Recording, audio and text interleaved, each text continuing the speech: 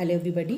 आज मैं प्रेरणा जोशी आपसे इस वीडियो में लॉस्ट स्प्रिंग के कुछ क्वेश्चंस डिस्कस कर रही हूँ जो कि बोर्ड एग्जाम्स में एमसीक्यू फॉर्म में आपके पूछे जा सकते हैं। तो पहला क्वेश्चन कि इस चैप्टर के राइटर कौन है। इस चैप्टर के राइटर हैं एनीस जंग, जो कि एक इंडियन राइटर हैं। फाइन। नेक्स्ट क्वेश्चन कि ये कहानी कहाँ से ली गई है, एक्सेप्ट कहाँ से लिया गया है। तो ये एनीस जंग की book Lost Spring Stories of Stolen Childhood से लिया गया है। फाइन। सीमापुरी कहाँ है। नेक्स्ट क्वेश्चन, सीमापुरी कहाँ है और सीमापुरी में रहने वाले लोग कौन हैं। सीमापुरी दिल्ली के आउटस्कर्ट्स में है। Fine. Seemapuri is in the outskirts of Delhi और इस पर रहने वाले लोग रैक पिकर्स हैं। फाइन। नेक्स्ट क्वेश्चन, यहाँ पर कितने रैक पिकर्स रहते हैं। तो यहाँ पर करीब 10,000 rag pickers live in Seemapuri. Fine. Next question आपका ये बनता है कि garbage to them is gold क्यों कहा गया है। बच्चों, जैसे गोल्ड एक बहुत ही प्रेशियस मेटल होता है, तो इन लोगों के लिए रैक पिकिंग एक गोल्ड की तरह काम करता है, क्योंकि इनके लिए इनके मीन्स ऑफ एग्जिस्टेंस आप कह सकते हैं, या मीन्स ऑफ लाइवलीहुड, जहाँ से अर्न कर रहे हैं, अपनी ज़िंदगी चला रहे हैं, खाना इनको मिल रहा है, इसलिए रैक पिकिंग को गोल्ड की दर्जा दिया गया है। Fine.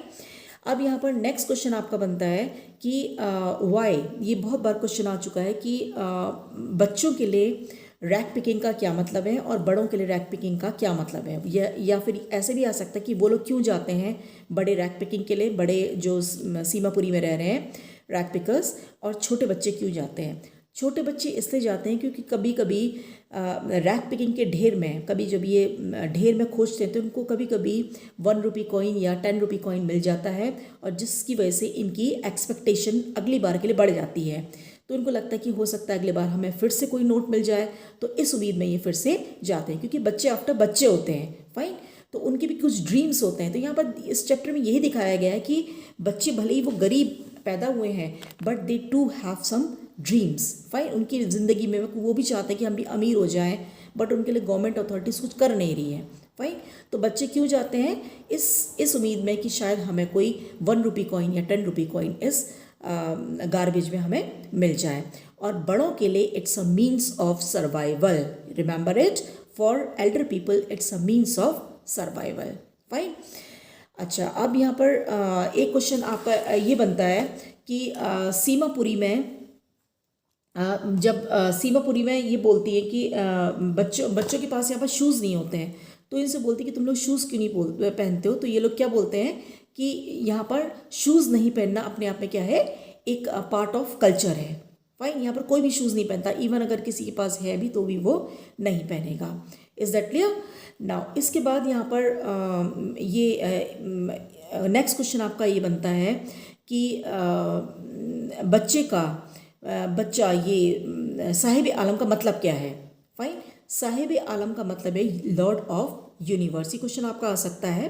Fine. Lord of universe साहिब आलम का मतलब है। फाइन। एक दिन साहिब आलम को नैरेटर ये देखती है कि वो स्टील का कैनिस्टर, किसका कैनिस्टर, स्टील का कैनिस्टर वो लेके एक टी स्टॉल के आगे वो उसको दिखता है। फाइन। एक मिल्क बूथ के आगे एक टी का स्टील का कैनिस्टर वो लेके होल्ड किया हुआ है, और जहाँ पर उसको कितने रुपीज़ मिलते हैं per month, 800 rupees. Fine. 800 rupees उसको सैलरी मिलती है, प्लस उसको फुल डे मील्स मिलते हैं। Fine. But he was not satisfied. अगली कहानी में आपके मुकेश की कहानी है, जिसमें आपसे ये क्वेश्चन पूछा जा सकता है कि मुकेश का ड्रीम क्या था। मुकेश का ड्रीम था मोटर मैकेनिक बनना। अब आप इसको मोटर इंजीनियर मत लिख दीजिएगा, कई बच्चे इंजीनियर भी लिख देते हैं इसको।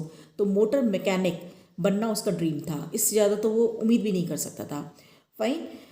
वूबली डोर्स का क्या मतलब है। वूबली का मतलब होता है अनस्टेबल। बहुत बारी क्वेश्चन पूछा गया है वूबली का मतलब। फाइन। तो वूबली का मतलब है अनस्टेबल। फाइन। घर में जब वो नैरेटर मुकेश के साथ घर पहुंचती हैं, तो सब्जी में कौन सी सब्ज़ी कटी होती है। वो सब्ज़ी है स्पिनिच सब्जी है, यानी पालक की वो सब्ज़ी है। फाइन। वो लेडी, जो फ्रेल सी लेडी जो सब्ज़ी बना रही है, वो कौन है, वो मुकेश की एल्डर ब्रदर की वाइफ है। फाइन। यानी उनकी भाभी हैं। Is that clear? अगला क्वेश्चन आपका ये बन सकता है यहाँ पर कि सविता कौन है? सविता भी यहाँ पर एक फिरोज़ाबाद में रहने वाली लड़की है जो कि अपनी माँ के साथ चूड़ी बना रही है, बैंगल मेकिंग में इन्वॉल्व है। Fine, is it clear? Now यहाँ पर जब नैरेटर इनसे बोलती है कि आप लोग अपने आप को इसमें कोऑपरेटिव में क्यों नहीं अपने आप को इन्वॉल्व करते हैं, तो उनका ये मानना होता है कि हम लोग ट्रैप्ड हो जाते हैं, मिडिल मैन लोग हमको ट्रैप्ड कर लेते हैं। फाइन, और हम अपनी मर्ज़ी से कुछ नहीं कर सकते। अगर हम अपनी मर्ज़ी से कुछ करेंगे तो हमें पुलिस वाले ड्रैग करके ले जाएंगे और फिर हमें बहुत ज़्यादा मारेंगे। तो नैरेटर वहाँ पर दो तरीके की वर्ल्ड देखती है। वो कौन से वर्ल्ड है? फाइन, फिरोज़ाबाद में दो तरीके की दुनिया चल रही है।